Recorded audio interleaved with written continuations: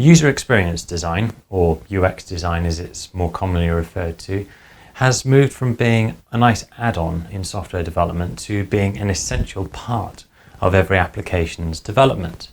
Despite that, it's something that most companies still struggle to get right. And I'd argue that nowhere has this tension been more keenly felt than in the development of operating systems, specifically Mac OS and Windows. For me, I've done a lot of design work and I've seen firsthand that design can be a real differentiating factor between two competing systems. Users will potentially forgive some missing features or functions if their experience of the software or app is good both in terms of the speed with which they can use it and also how visually appealing it is. Now, I learned this fairly early on in my career when I was looking to implement a document control system in the company I was working for. And we went through weeks of a selection process and chose a piece of software that ticked all the boxes in terms of the functionality that it provided. It cost thousands to implement, but within a week or so of using it, it became clear that it just wasn't going to work because the users found it overwhelming. They couldn't do the work that they needed to do in that system very quickly, which was annoying for them because they didn't really want to be worrying about document control. They wanted to be actually doing their jobs. And they just felt really overwhelmed by how it looked, and it just was pretty horrible to look at. So what does this all have to do with Windows and operating systems? Well, a little while back, MKBHD did a video which talked about why features in the Apple iPhone specifically take a while to come out, sometimes years after they've appeared in Android phones.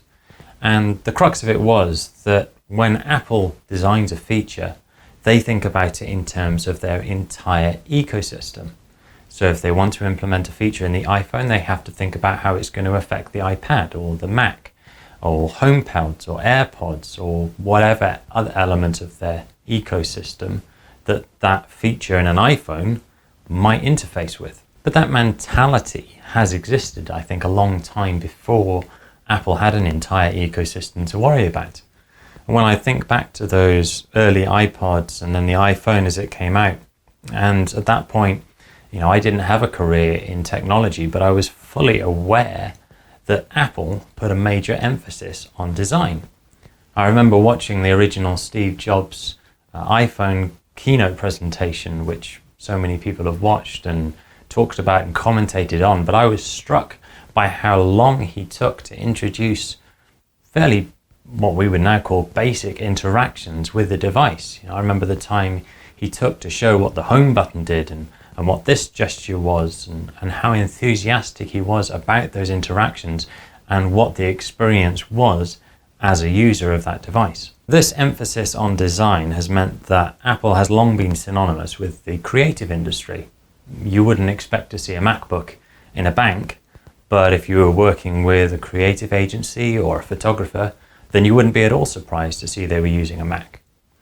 And this has meant, of course, that you've got a whole load of talented, creative people working on using the products from and creating products for the Apple ecosystem. So that means that your app designs have a higher chance of being well designed, as does the marketing that will accompany those apps in terms of the icons you're using and the logos, the copy that goes along with it and the screenshots and everything else.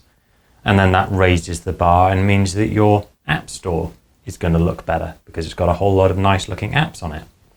Everyone competing to be the best. And then that means that any developer coming onto the app store, looking at all the apps that they're going to be competing against, thinks, I'm going to need to make sure that this is well designed. I contrast that with Microsoft and specifically Windows, which when I was growing up in my mind was just a tool to open whatever app or game I wanted to get into at that point and didn't really have any interest in what Windows could do or what it looked like. I remember when Microsoft tried to up the ante in terms of their design and introduce Windows Vista, which oddly Windows 11 kind of borrows a lot from. It really didn't work. They didn't try to introduce several design elements, but the user experience as a whole was pretty poor. Now, of course, Microsoft have made great strides in this area, and there's a real clear design language now running through everything that they do, which is very impressive. But one of the last frontiers that I think Microsoft need to overcome is in their App Store. Now, Windows 11 is going to be running at least the majority of Android apps. But apart from that, you still have the native Windows applications, which are served by their own App Store. And not only is it not great to navigate through in terms of the speed and the design and what it looks like, but the apps that are on there just don't look like they're trying that hard. Compared to the Apple App Store, it just looks messy. And I think it says a lot that the top performing free app on the Microsoft App Store is iTunes. That has got to hurt. Obviously, Microsoft are looking to fix this in Windows 11, and I really hope they do. But I have seen some evidence in screenshots that their fancy promo reels that they showed in their launch of Windows 11 was heavily edited in terms of changing the logos and the layouts of the apps as they were presenting themselves in the App Store. So the job that the Windows 11 team have is not only improving the user experience in their own store, but also convincing the app developers and the companies creating apps for the Windows App Store that they really need to up their game if they're going to make any profit on the platform.